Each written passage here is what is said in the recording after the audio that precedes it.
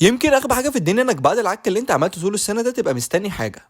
الواحد بجد مش عارف يبدا منين. يبدا بالاداره الهلافيت اللي الرئيس سابق فاشل ممشيهم وبياخد لهم قراراتهم، ولا شويه الموظفين اللي بيتعاملوا على انهم مرتزقه وبيلعبوا من اجل الفلوس وبس؟ فبجد الموسم ده فعلا كان لازم تبقى دي اخرته، وانك تخرج من المنافسه على كل حاجه. ولو قلت لي كاس مصر هقول لك انسى وما تعشمش نفسك. كان ممكن كل ده ما يحصلش وكنا نستغل الانطلاقه اللي عملناه في اول الموسم بعد ما كسبنا السوبر الافريقي، بس الاداره العظيمه خربت فريق كان ممكن بشويه تدعيمات يبقى في حته تانية، وكمان ما عرفش يجدد للمدرب اللي كان مبشر جدا وجاب لك بطولات. فكل ده طبيعي يوصلك للحال اللي انت فيه دلوقتي. والجماهير الزمالك مش شايفين ان كده خلاص كفايه تمجيد وتعلق بلعيبه مرتزقه، لان احنا اللي بندفع ثمن النفخ فيهم، وهم لما بيجي لهم فرصه بيسيبوك وبيدوروا على مصلحتهم، واحنا بندفع الثمن من نفسيتنا وزعلنا على لعيبه اخر حاجه بيفكروا فيها هم احنا. وكده كده لازم نفهم ان حوار الانتماء ده انتهى من ايام عبد الحليم علي، وان اللي جاي كله فلوس بس. ففي الاخر عايز اقول لك ان عمرنا ما هنقف على حد، وان النادي ده مكمل بجمهوره العظيم اللي عمره ما سابه ولا هيسيبه مهما حصل.